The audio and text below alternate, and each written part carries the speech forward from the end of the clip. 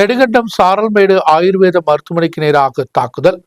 அப்பகுதியை சேர்ந்த பிஜிமோன் தான் தாக்குதல் நடத்தியது. காவல்துறையினர் இந்த நபரை கைது செய்துள்ளனர்.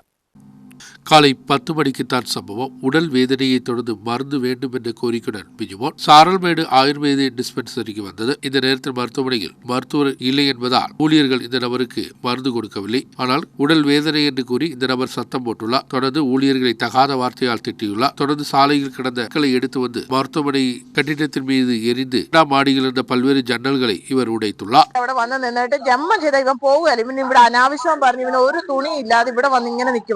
എന്നിട്ട് അനാവശ്യം പറഞ്ഞോണ്ട് ഇവൻ നിൽക്കുക. എന്നിട്ട് ഇവിടെയാണെങ്കിൽ ആണുങ്ങൾ ആരും ഇല്ലായിരുന്നു. ആണുങ്ങൾ 2-3 ആണുങ്ങൾ ഓടി വന്ന് പിന്നെ ആ കുഞ്ഞുഞ്ഞേട്ടൻ എന്ന് പറയുന്ന ഒരാൾ വന്ന് അവര് വന്ന് അങ്ങോട്ട് കൊണ്ടുപോയത്. അങ്ങോട്ട് ഇവിടെ വന്നപ്പോഴത്തേനും ആശുപത്രിയുടെ അങ്ങോട്ട് അവൻ ഇറങ്ങിപ്പോയി. എന്റെ പട്ടിക്കുഞ്ഞിനെയും പിടിച്ച് അവൻ ഇവിടെ വെച്ചോണ്ട് നിൽക്കുമായിരുന്നു. എന്നിട്ട് അത് കഴിഞ്ഞപ്പോഴാണ് ഇറങ്ങിപ്പോകുന്നത്. ഇറങ്ങിപ്പോയി കഴിഞ്ഞിട്ട് ആശുപത്രിയിൽ ചെന്നിട്ടാണ് അവൻ അവരോട് മരുന്ന് ചോദിച്ചപ്പോൾ അവര് മരുന്ന് കൊടുത്തു കഴിഞ്ഞപ്പോൾ അവൻ അത് പോരാന്ന് പറഞ്ഞുകൊണ്ടാണ് അവരെ തെറിയും വിളിച്ചോണ്ട് മേളിലോട്ട് കയറിയിട്ട് ആ കല്ല് പെറുക്കി മൊത്തം എറിഞ്ഞ് മൊത്തം പൊട്ടിച്ചു. ഒരു രക്ഷയില്ല. എന്നിട്ട് പോലീസുകാർ വരുന്നതിന് ഇപ്പുറം ഇവന് ഓടുമായിരുന്നു. ഓടി രക്ഷപ്പെടാൻ നോക്കി. പോലീസുകാർ പിടിച്ചോണ്ട് പോകുമായിരുന്നു.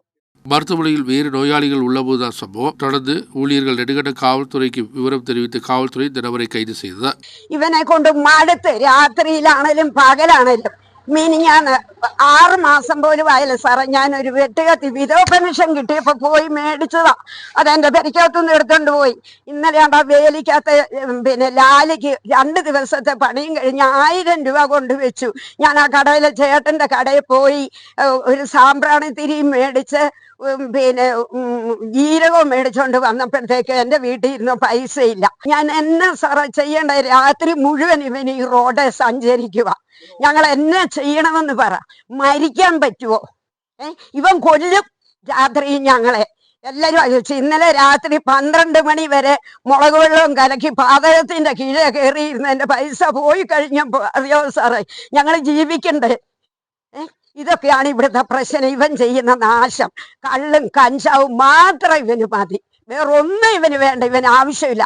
நிரந்தரமாக மதுவான போதையில் இந்த நபர் இதுபோன்ற பிரச்சனைகளில் ஈடுபடுவது தொடர்கிறது. பெண்கள் மட்டுமுள்ள போது வீடுகளுக்கு வந்து சத்தம் போடுவதும் தகாத வார்த்தைகளால் பேசுவதும் தங்களை பாதுகாத்துக் கொள்வதற்கு மசால் பொடி கலக்கி வீடுகளில் வைத்துள்ளதாகவும் பெண்கள் தெரிவிக்கின்றனர். நியூஸ் பீரோ ராஜகுமாரி.